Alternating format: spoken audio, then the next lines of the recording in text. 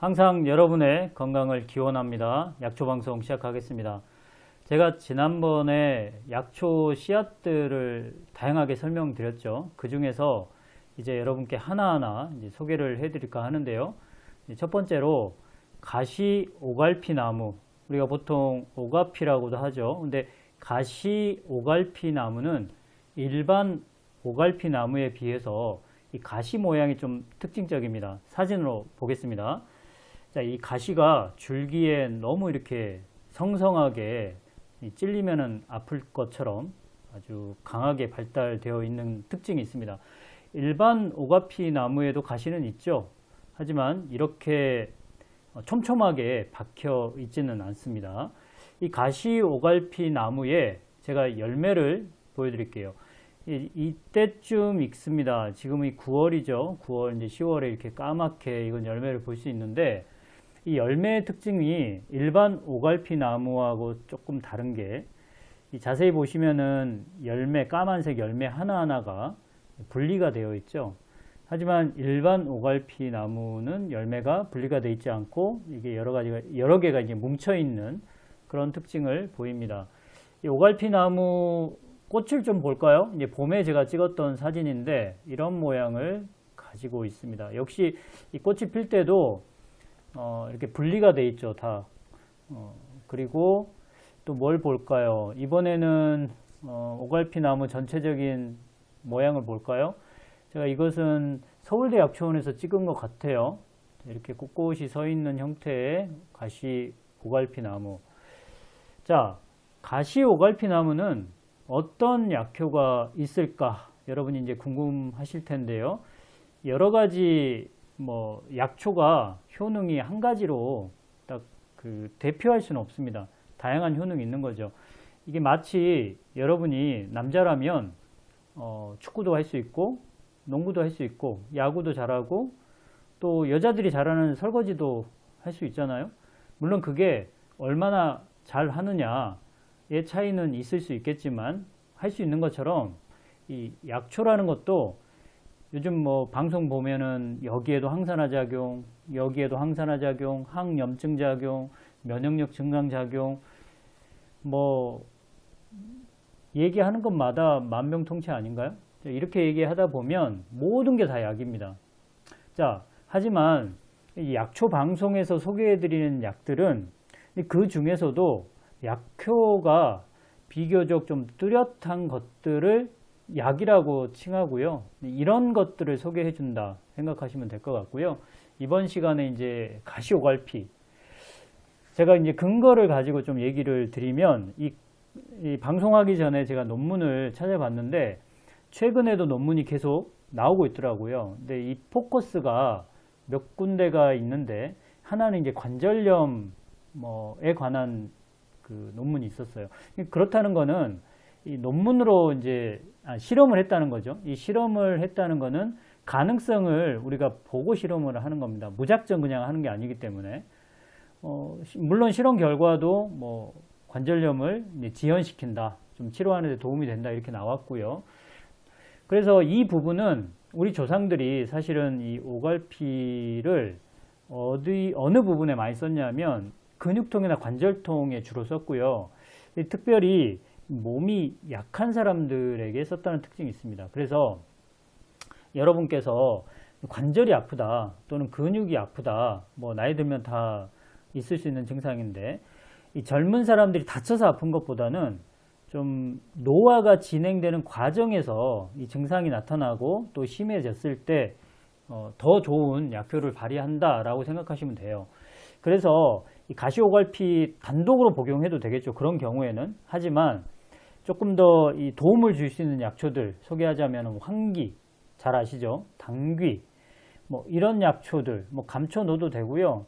또 여러분들한테 맞는 약초들 찾으셔가지고 넣으시면 되고, 또 이제 어차피 통증을 목표로 쓰실 거라면 독활 그리고 강활이라는 약초가 있거든요.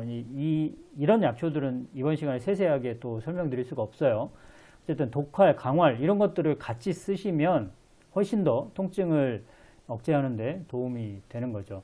자, 여기까지는 이제 서론에 해당됩니다. 서론이 너무 길었죠. 이제 본격적으로 이 가시오갈피가 가장 그 약효 중에 가장 좋다고 할 수 있는 게 사실은 이제 면역력 증가 효과라고 생각하시는 게 어떨까 싶어요. 말하자면 이제 옛날에도 그랬고, 사실 러시아에서는 이걸 그 러시아의 인삼 이렇게 표현을 할 정도로 말하자면 보약의 효과가 있는 거거든요. 그래서 기운이 없는 사람들, 이제 면역력이 떨어져 있는 사람에게도 좋은데, 우리 그 교과서, 우리 대학생들이 배우는 교과서를 보면 이 가시오가피에 대해서 이렇게 설명을 하고 있어요. 가시오가피에서 추출한 분리한 다당체, 이 다당체라는 얘기는 당이 여러 개가 이제 결합되어 있는 걸 다당체라고 하죠.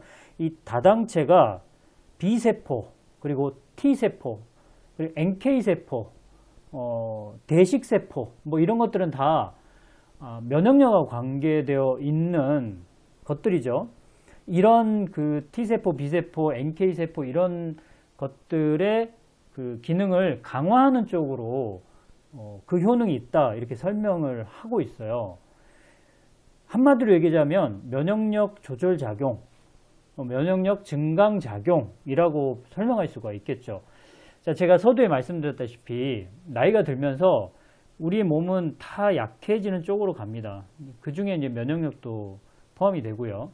그렇기 때문에 면역력이 약해지면 이제 감염이 되기도 쉽고, 또 관계된 게 그 암에 걸렸을 때 이런 T세포, B세포, NK세포 이런 것들이 잘 활동을 해야 암을 예방 또는 치료하는 데 도움이 될 텐데, 그 작용을 좀 도와준다는 거죠. 그래서 이 가시오가피가 일반적인 피로감 해소에도 도움이 되겠죠. 하지만 약해진 내 몸을 좀 강화시킨다, 이런 측면도 있고, 또 암을 예방하거나 치료하는 데도 도움을 줄 수 있다, 이렇게 생각하시면 될 것 같아요. 자, 오늘의 종합적으로 결론을 좀 말씀드리면 이렇습니다. 우리 조상들은 관절이 아플 때 썼다고 그랬죠. 그리고 조건이 뭡니까? 선제 조건이 몸이 약해진 상황에서 바로 다친 게 아니고, 물론 다쳤을 때도 쓸 수 있겠죠.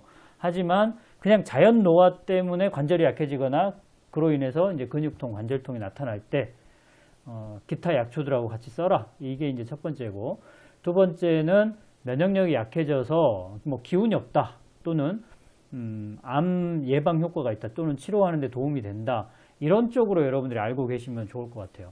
자, 1회 이제 복용량 궁금하실 텐데, 이 가시오가피가 특별히 독성 있는 약이 아니라서 좀 뭐 많은 양을 드셔도 뭐 큰 문제는 발생하지 않습니다. 하지만 우리가 그 나이가 들면서 또 간 기능도 떨어지기 때문에 이 부분이 중요하거든요. 간 기능이 떨어집니다. 그래서 어디에 좋다고 해서 많은 양을 한꺼번에 복용하는 것은 그렇게 이롭지가 않습니다. 꼭 주의하시기 바라요.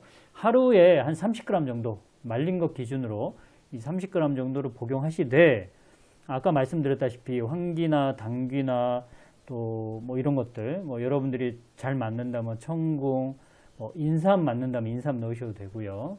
또 통증이 있다 그러면 아까 강활, 독활 이런 것들 넣으셔가지고 가시오가피는 하루에 30g 정도. 물량 같은 경우는 이거는 어떤 약재가 많이 들어가냐에 따라 다를 거고, 양이 얼마냐에 따라 다를 텐데, 뭐 한 2리터 남짓 넣으셔가지고 달이다 보면 한 1리터 나올 거예요. 그러면 그 1리터를 나눠서 드시면 되는 거죠. 하루 동안에 한꺼번에 드시지 마시고 3분의 1씩 이렇게 나눠가지고 드시면은 크게 이제 무리가 없을 정도의 양이라고 생각하시면 될 것 같습니다. 자, 오늘 가시오가피 설명드렸는데요. 설명이 부족한 부분은 제가 항상 이제 시간적인 제약을 가지고 있기 때문에 그렇습니다. 다음에 제가 이제 영상 저도 모니터링 하고요. 부족한 부분이 있다면 다음 영상 찍을 때 좀 더 추가해서 알려드리도록 하겠습니다. 항상 건강하시고요. 약초방송 나가시기 전에 좋아요 꼭 부탁드리겠습니다. 이 좋아요가 있어야 이 영상이 여러분 말고요, 다른 분들에게도 노출이 된다고 합니다. 참 이 기계가 좋은 건지, AI가요, 좋은 건지 안 좋은 건지 모르겠지만 우리 마음대로 되지 않습니다. 그러니까 여러분들이 좋아요 눌러주셔야 많은 분들에게 노출이 된다고 합니다. 저는 영상을 제작을 할 테니까 여러분들은 좋아요로 많은 분들에게 나눠주시기 바랍니다. 자, 저는 다음 시간에 또 찾아올게요. 약초교수 조용남이었습니다.